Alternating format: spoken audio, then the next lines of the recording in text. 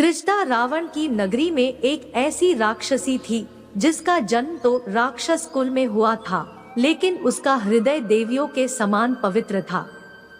वह रावण को दुष्ट व पापी समझती थी और भगवान विष्णु पर विश्वास रखती थी। रावण के द्वारा माता सीता का अपहरण किए जाने के पश्चात उसे अशोक वाटिका में रखा गया था, जहां माता त्रिजटा को ही उनकी सुरक्षा का उत्तरदायित्व सौंपा गया था। उस समय उसने अपनी बुद्धिमत्ता के साथ माता सीता को संभाला था। आज हम माता त्रिजटा के बारे में जानेंगे। दोस्तों, माता त्रिजटा के बारे में जानने से पहले आपने अभी तक हमारे चैनल को सब्सक्राइब नहीं किया है तो अभी सब्सक्राइब करें और बेल आइकन को प्रेस जरूर करें ताकि आने वाली नोटिफिकेशन आप तक पहुंच सके।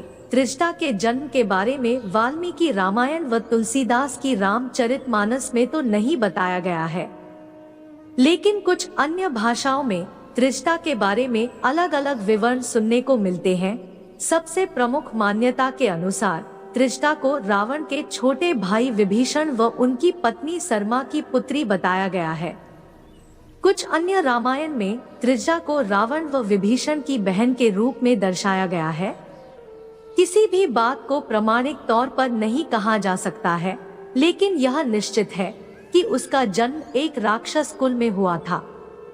फिर भी उसके अंदर राक्षसी प्रवृत्ति के गुण नामात्र थे। वह हमेशा माता सीता की सच्ची मित्र के रूप में याद की जाती है। जब रावण छल के द्वारा माता सीता को पंचवटी से अपने पुष्पक विमान में उठाकर ले आया तो उसने माता सीता को अशोक वाटिका में रखा। रावण के द्वारा माता त्रिजटा को ही सीता की सुरक्षा सौंपी गई और सभी राक्षसियों को प्रमुख बनाया गया। रामायण में त्रिजटा की भूमिका भी यही से शुरू हुई थी, जिसमें उन्होंने स्वयं के चरित्र को ऐसा दिखाया जिससे वह आमजनों के दिल में हमेशा के लिए बस गई। जब माता सीता रावण के द्वारा अपहरण कर लंका में लाई गई, तब वह अत्यंत विलाप कर रही थी। साथ ही अशोक वाटिका में अन्य राक्षसियां उन्हें तंग कर रही थी। यह देखकर त्रिजटा ने अपनी बुद्धिमत्ता से बाकी राक्षसियों को चुप करा दिया था व माता सीता को संकटों से बचाया था।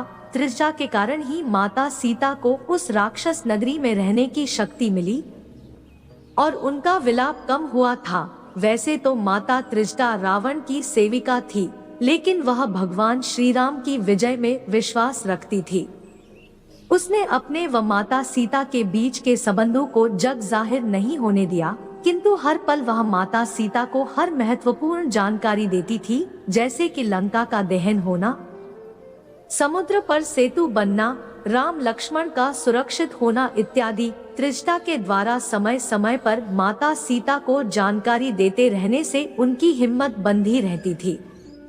अंत में भगवान श्री राम व दशानन रावण के बीच भयंकर युद्ध हुआ और उसमें रावण मारा गया। इसके पश्चात विभीषण को लंका का अधिपति बनाया गया और उन्होंने तुरंत माता सीता को मुक्त करने का आदेश जारी कर दिया।